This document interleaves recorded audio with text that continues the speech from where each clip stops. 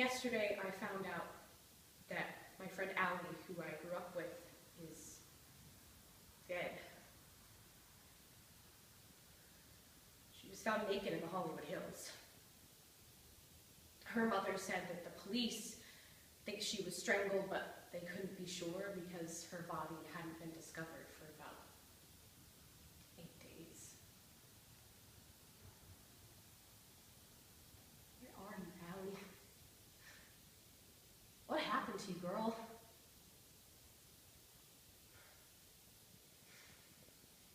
Allie and I used to hitchhike all over Hollywood. She was the only girl I knew who wanted to ditch school and down a bottle of Black Velvet whiskey at age 16. I remember the time when she asked me to go with her to get an abortion. She was 2.5 months pregnant, and she just wanted to get rid of it. And I'll never understand why. She wanted to do it without any anesthesia, but she absolutely refused. She said she could handle the pain. Handle the pain.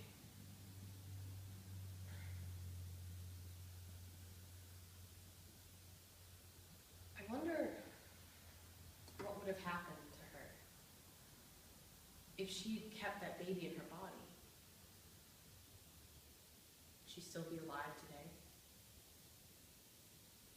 Would that baby have given her a reason to get her life together? Or at least we'd have a piece of her alive. Now it's like she's all gone.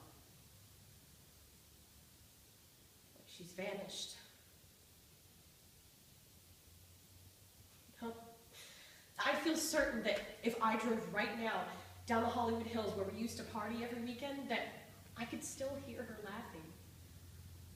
Or complaining about someone taking too big a hit off her weed.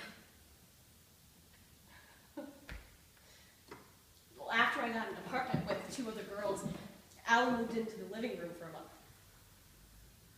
We went shopping one day, and well, I remember how much I loved driving her around in my beat-up old Mustang. To us, it was a Mercedes. Well, on this particular day, we bought guacamole and Boone's Strawberry Hill wine. Brought it home and set it all up. Tortilla chips and lit candles everywhere. It was a cold and rainy day that day, but we were inside together and warm.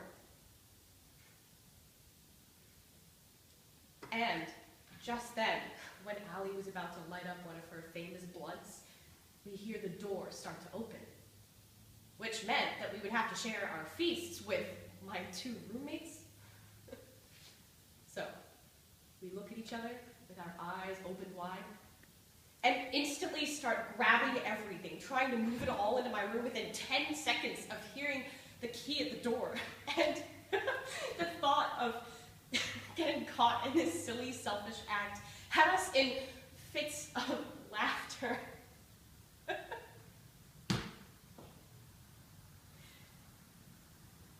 You know, I'll never forget that day. And that memory will help me keep Allie alive. We used to make out with boys together in the upstairs sections of the auditorium, and we shared a toothbrush on more than one occasion. Allie had golden brown hair and hairline like Marilyn Monroe. She had full lips, a sexy walk, and she loved to get high. You know, it's crazy to think that if I still lived in Hollywood and never moved to New York,